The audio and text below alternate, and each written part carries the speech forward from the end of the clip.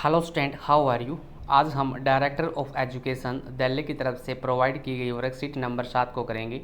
यह कक्षा 9वीं के विद्यार्थियों के लिए है और यहाँ पे स्टूडेंट ने अपना नाम लिखना है, सेक्शन लिखना है, रोल नंबर लिखना है और ये सब आपने अपनी कॉपी में लिखना है। और आज की वर्कशीट है वो इंग्लिश सब्जेक्ट की वर्कशीट है। तो यहाँ पे क्या दिया गया है, reads textual non textual materials with comprehension and identify the details, characters, main idea and sequence of idea and events while reading। जब आप इस इवेंट्स को इस सीक्वेंस में पढ़ना है और इसके करेक्टर्स को, मेन आइडिया को आइडेंटिफाई करना है, डिटेल्स को आइडेंटिफाई करना है और इस टेक्सुअल नॉन टेक्सुअल जो मटेरियल्स दिया गया है इसको आपने इस तरह से समझना है। तो इसमें reads the passage given below and answer the question that follow. आपने इस पैसेज को पढ़ना है जो ये दिया गया है और इसके जो नीचे आंसर दिए गए हैं उनको फाइंड आउट करना है। इनके क्वेश्चन है जो उनको अपने अपनी कॉपी में लिखना है और इनके आंसर को भी अपने कॉपी में लिखना है। तो इसको आइए शुरू करते हैं। The rise of air temperature near earth surface over the past 1 to 2 centuries is known as global warming. पिछली 1 से 2 शताब्दियों में पृथ्वी की सतह के निकट हवा के तापमान में वृद्धि को ग्लोबल वार्मिंग के रूप में जाना जाता है। Earth has experience periods of gradual warming and cooling throughout is existent as a result of natural causes. प्राकृतिक कारणों से पृथ्वी अपने पूरे अस्तित्व में धीरे धीरे गर्म होने और ठंडक का अनुभव कर रही है।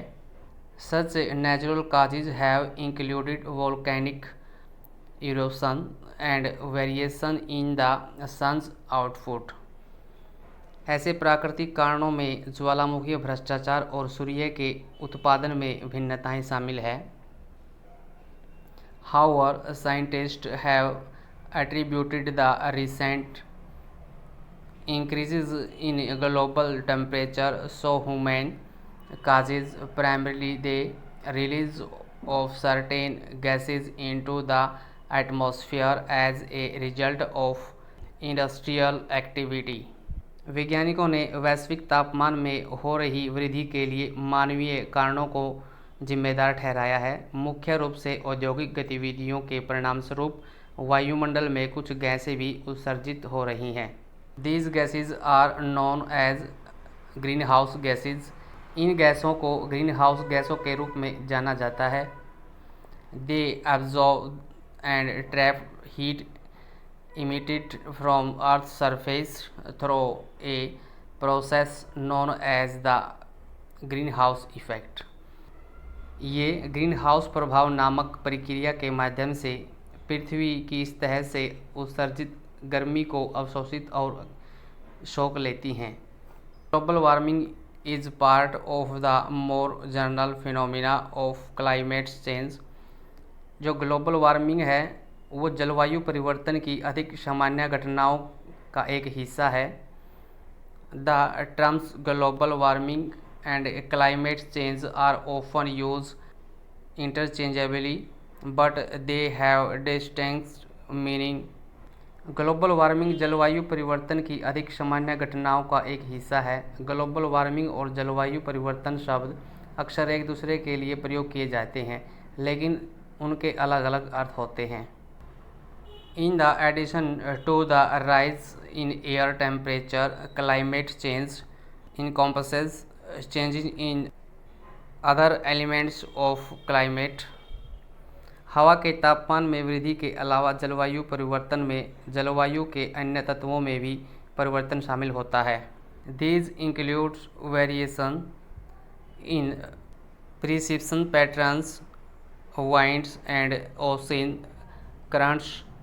इनमें वर्षा पैटर्न, हवाओं और समुद्री धाराओं में विभिन्नता शामिल है।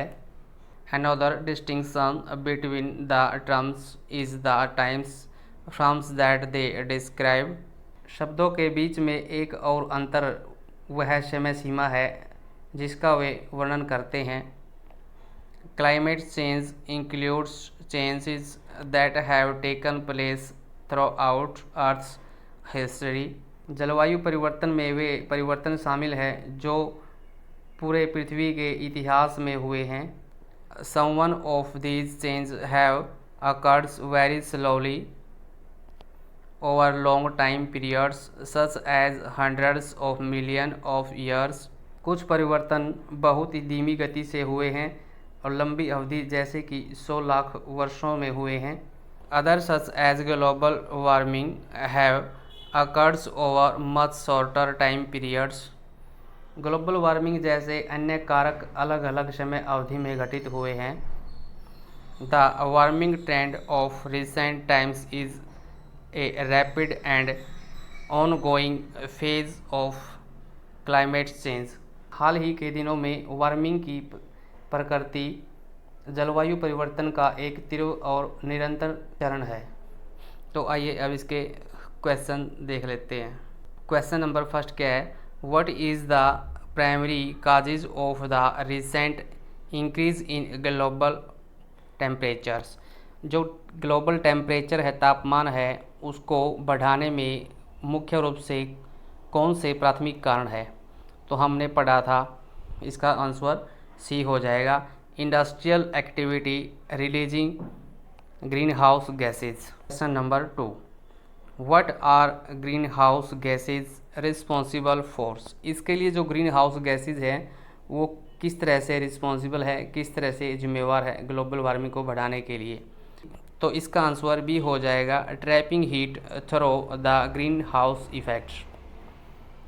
Question number 3, Deepika feels that climate change includes a rise in air temperature only, but her teachers suggest that it encompasses changes in other elements of climate also। Pick out the elements that change along with temperatures।